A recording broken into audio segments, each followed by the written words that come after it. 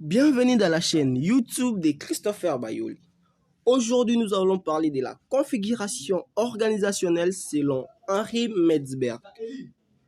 Selon Henri Metzberg, ces configurations peuvent être combinées pour former des structures organiques les plus complexes.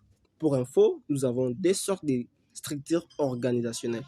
Nous avons la structure organisationnelle organique et la structure organisationnelle mécaniste.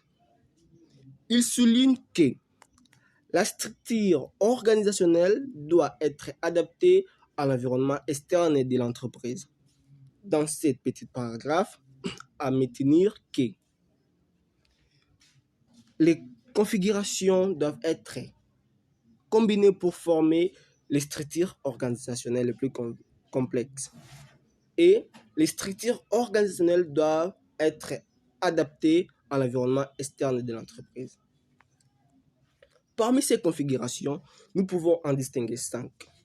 Nous avons la structure simple, la bureaucratie mécaniste, la bureaucratie professionnelle, l'organisation divisionnalisée et enfin nous avons la docratie.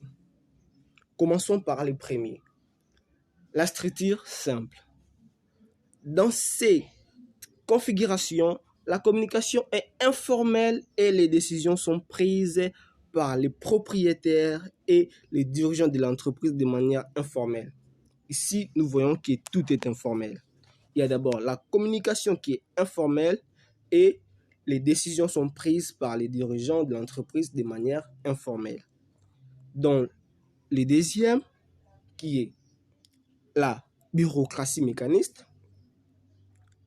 Dans cette configuration, la communication est verticale de manière hiérarchique et formelle, où les tâches sont bien définies et les décisions sont prises par des dirigeants. Ici, la coordination procède par des règles et par des strictes procédures. Ici, dans ce paragraphe, nous devons retenir que la communication, elle est verticale, de manière hiérarchique et formelle.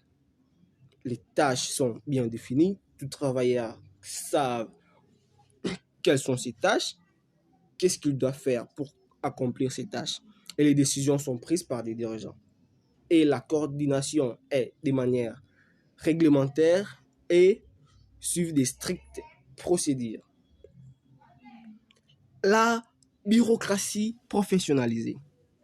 Dans cette configuration, la communication est faite de manière horizontale avec une organisation centrée sur des expertises ou des professions. Les expertises des employés sont spécifiques et ils ont une grande autonomie décisionnelle. Ici, les employés ont une grande autonomie décisionnelle. Ils décident de ce qui est bien pour eux et ce qui est bien pour l'entreprise. Pour prendre des décisions, ils n'ont pas forcément besoin d'aller chez leurs supérieurs pour prendre des décisions. Et l'organisation, elle est centrée sur les expertises des employés. La communication, elle est horizontale. L'organisation divisionnalisée. Dans cette configuration, l'organisation est divisée en unités autonomes. La coordination est de manière réglementaire avec des procédures communes ainsi que par des liens hiérarchiques. Ici, vraiment, il n'y a pas vraiment beaucoup à expliquer. Ici, l'organisation est divisée en unités autonomes à maintenir. Et la coordination est de manière réglementaire avec des procédures communes. Enfin, la docratie. Dans cette configuration, la communication est informelle et donne une autonomie aux employés et ces derniers travaillent en équipe. La coordination est flexible et adaptative. Cette coordination se fait dans des projets et des équipes de travail. Ici, à maintenir que la communication est informelle. Les employés ont une autonomie et ils travaillent en équipe. Et leur coordination est flexible et adaptive selon les projets et les équipes d'y travail. Et nous avons encore beaucoup de vidéos. Nous allons poster beaucoup de vidéos sur la gestion des ressources humaines. Je vous prie de vous abonner si ces vidéos vous appliquent. À bientôt!